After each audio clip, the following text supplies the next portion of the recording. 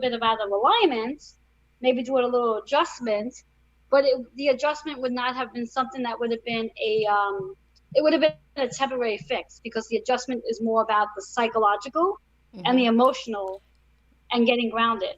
Yeah. And when Mhm. one can understand how our bodies are a huge reflection to what's going on around us, Oh, I and got how a it great story for that. okay. I was I used to be very involved in this really high intensity personal training program, and every 6 weeks we'd go to Chicago for intense 4 day training. You know, the type of training that only gets through when they sleep deprived you for 14 hours, kind of thing, right? The intense Okay. stuff.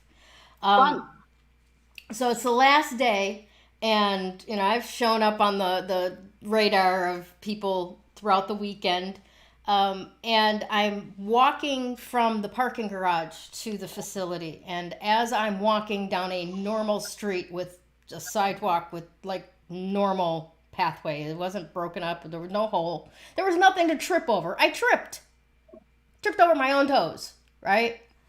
Came down, and my right foot, it hurt. Nothing was broken. I could move it. I could, no problem. But there was this little bone that was sticking out of the top of my foot. Like you could see a little bump there. Something was dislocated. And there's like, what, 22 billion toes or bones in the foot? So I'm kind of Yeah, not limping that in. many, but yeah.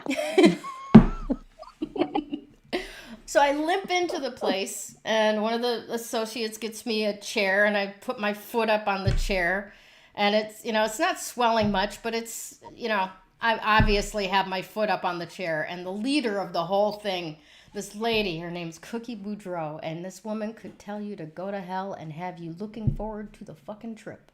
Okay? She Oh was yeah. amazing. Okay? She comes over to me, and she just kind of looks at me. She's just like, what happened? I said, I dislocated something in my foot. So, she says, you do metaphysics, don't you? And I said, yeah. She says, what does the right foot mean? And I'm like, unwilling to move forward in life. Yeah. And it was that simple. It was that simple. I had been up against not wanting to do what the next step was in my Yep. life. And Yes. boom, manifested a message to myself so that I would literally be put in the spotlight on the spot about this is what you're choosing, this is what your results will be. Are you Hmm. willing to Mhm. continue in pain? Exactly. Exactly. Exactly. And I always like to say that, as because again, like you said, Gail, there was nothing wrong with the sidewalk. There's no crack in the street. I like to say that the universe literally knocked you on your ass to Literally. get your attention, to literally get your attention, to get you to stop what you were doing, Mm-hmm. so you can actually see what you needed to do. Yep. And the universe will do that. Yep. As we get these little signs in our bodies where sometimes we don't pay attention to that, the Mhm. universe is like, okay, well, I gave you the very light knock. I get a little harder with the knock. You're not paying attention, so now I got to knock you down. Yeah. Now, if you're not willing to pay attention, then the universe doesn't know what the hell to do with you. Right. Mm. It becomes more and more and more painful with each lesson, or with each knock, or with each, like, hey, I'm trying to get your attention. Exactly. Um, and I remember when I first started recognizing these as messages, Mm-hmm.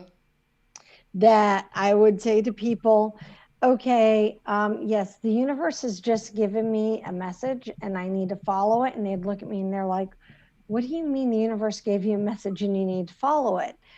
And I'd say, well, if I don't follow the gentle nudge that it just gave me, the next one is going to be like an anvil falling on my head. So, frankly, I'm kind of fond of my head. I don't need the anvil falling on it. So, I'm going to listen, Yes. Right.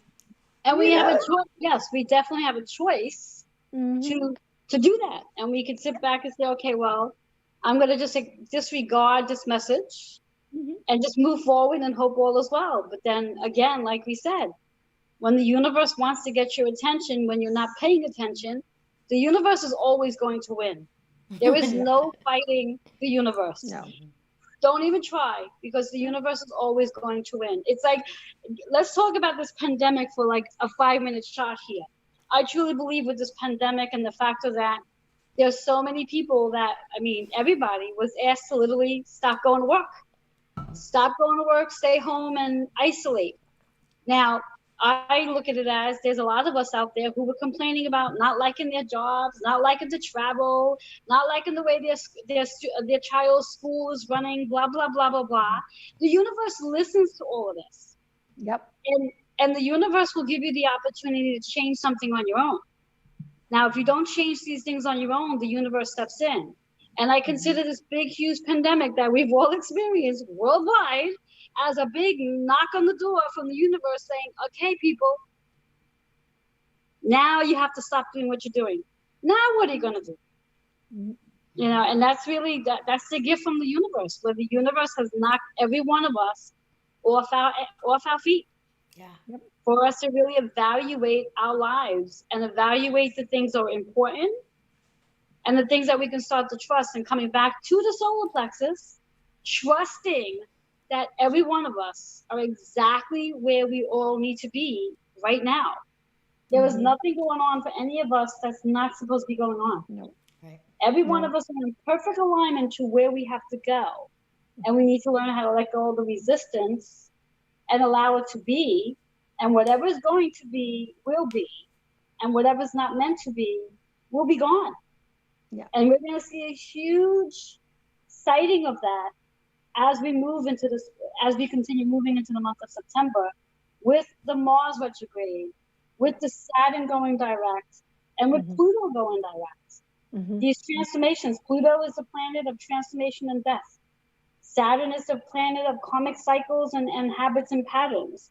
So all of this, and then we have Jupiter as well, that's going direct. You know, so all of this is all taking place. Jupiter is our planet of expansions, expansions and gifts. So over the next, give and take 3-4 weeks, all of September and the beginning of October, we're going to see major shifts going on in our lives in reference to what's supposed to be will be, and what's supposed to die off is going to die off. Yeah. There's no such thing as trying to hold on to something if it's not meant to be there anymore. And when I use the word die off, it doesn't mean that something's going to like completely end. It just means that particular cycle of it is going to die off, giving you space to have something new. And it could also be that something's going to completely die off, where it completely ends. And that will happen too. But we have to trust that we're exactly where we are, and we're going exactly where we have to go.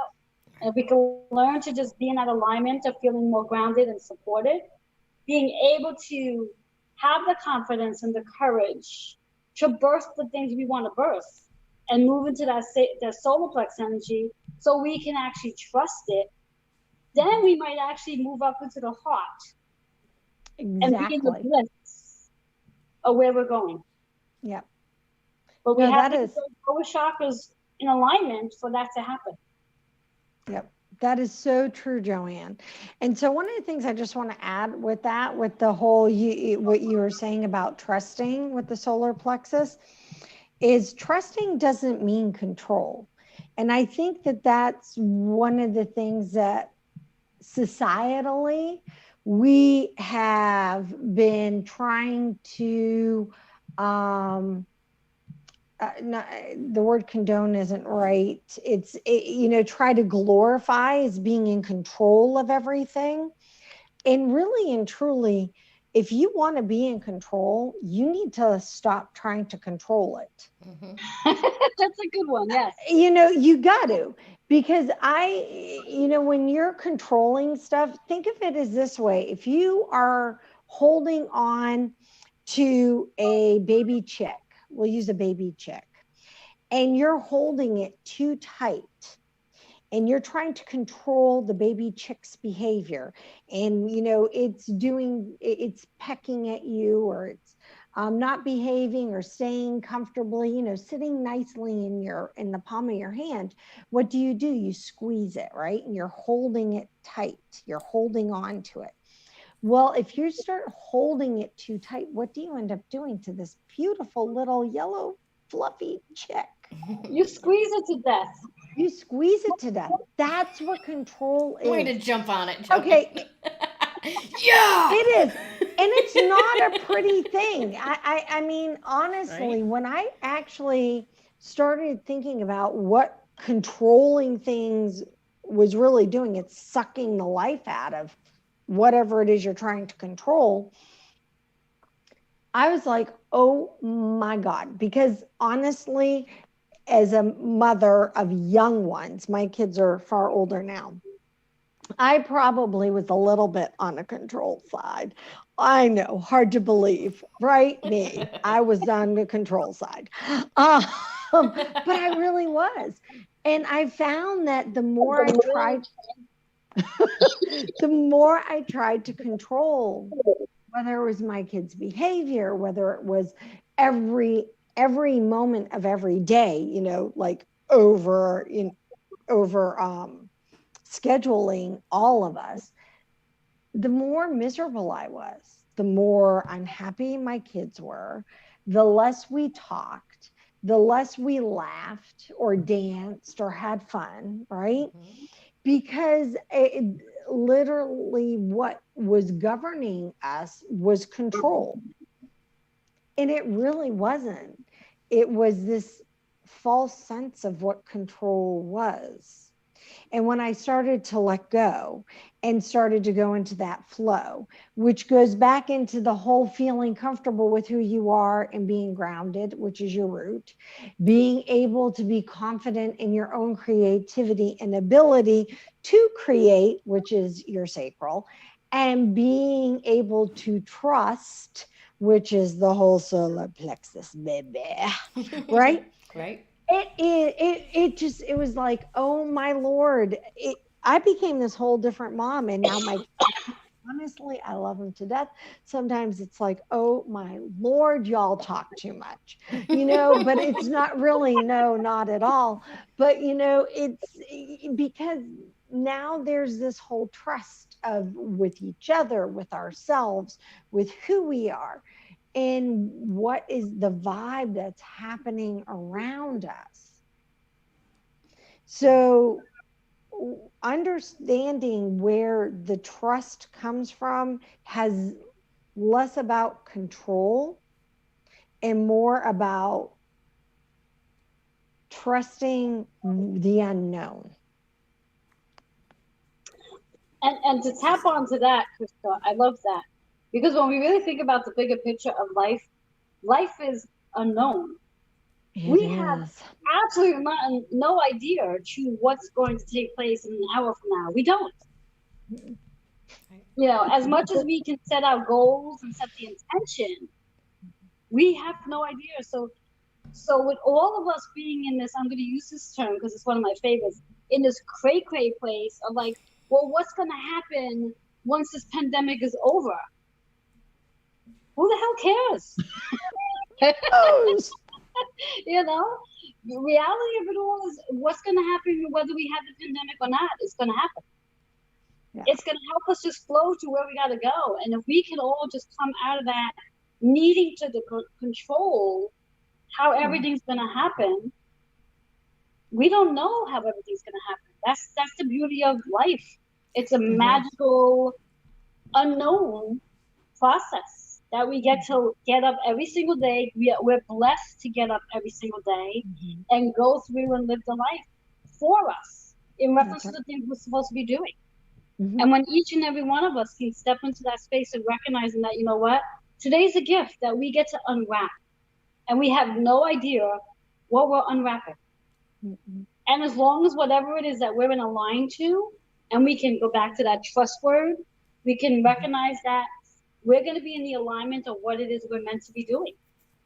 Yeah. And that's our sole purpose, in alignment. Yep. Still to this very moment, I cringe when I hear the idea of trust the universe, trust the future. And it's funny because it's the word. It's not the action that makes me cringe, right? And I sit here and I think about that and I try to like pick it apart, right? It is trust. The trust is the right word for that. But I guess where I come from for it is, at one point I got to the point where I realized I was a child of God. We all are, right? No one above or below. We're all creations of God, right? So as a creator, if I put myself in those shoes, I created my child, right? When I need to attend to some business, I put the child in a playpen so that they cannot get into anything that would be horribly damaged. They can crawl around. They can choose whatever toy is in their vicinity.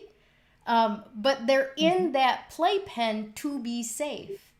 And that's when I realized I'm in my creator's playpen. And there is nothing here that can hurt me. That's what allowed me to shift into accepting the idea of trust the universe.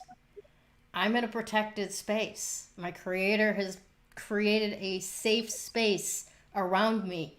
That's all I have to concern myself with. That's all I have to trust. Mm-hmm. Right? Mm-hmm. And there could be, there are parts on toys that if you break them off, you could still choke on them. But there, it's not like there's going to be a Sasquatch coming in to, dump a tree on my head inside this playpen. Does that make sense? Well, not in Arizona. You'd be surprised. Yeah, the northern half of the states is just like Washington State, less rain, but pine trees, mountains, the whole 9 yards. So yeah, we actually have real landscape in Arizona. Really? I haven't been to that part yet. Up north. Anyway, so that's where I get with that trust thing. Mm-hmm. And you know what? You're absolutely right. It is trust. It is an act of trusting. Mm-hmm. And sometimes it takes a special door for us to go in to get into that space. Yep. So. But when we think about the word trust, I mean, there's so many people on an individual level that their trust has been quote unquote broken. Mm-hmm. Mm-hmm. And they connect that with, well, if I lost the trust of this person, then how can I possibly trust something that's so much bigger? And it comes back again to that healing process, mm-hmm. Of recognizing, when someone is having trust issues, where's it stem from? Right. Mm-hmm. And how can they heal from that so they can, again, go back into the space of healing, go back into the space of connecting with the whole process of trust, the universe, God, higher power, and mm-hmm. recognizing that we are supported. Yeah, definitely. But it really just comes back to the center of getting realigned and finding their way to that door. Mm-hmm. Yeah. Because I think the big takeaway is finding the way to the door. Yeah. And each and every one of us are on a journey. Every one of us, not all of us go on our journey at the same time. Thank goodness. Yeah. But mm-hmm. we all do, and eventually each person will get there. And each person will go to that space of connecting with their chakra points and getting a better understanding of who they are on a much deeper level, mm-hmm. and understanding who they are on a deeper level, and recognizing that, they'll have what I like to call the aha moment of like, oh, this is why I'm here. Mm-hmm. This is what I'm supposed to be doing. Mm-hmm. And this is my actual purpose.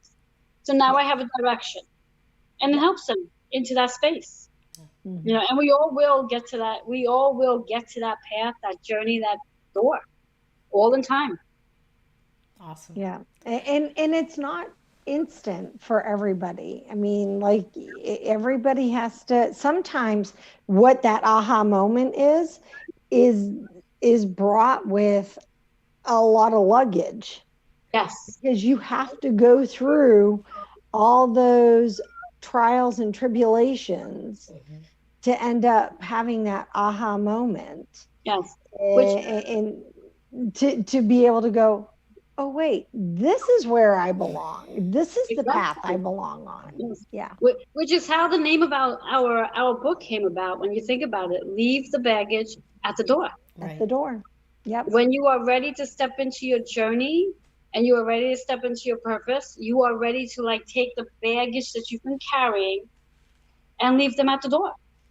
And then move Definitely. into that journey with more light, peace, and calmness, with trust, and knowing that you are being supported on the journey that you came here to do. Beautiful. Yep. Yeah. Exactly. Well, with that, I would like to thank both of you ladies for showing up today and having this conversation. When we get going next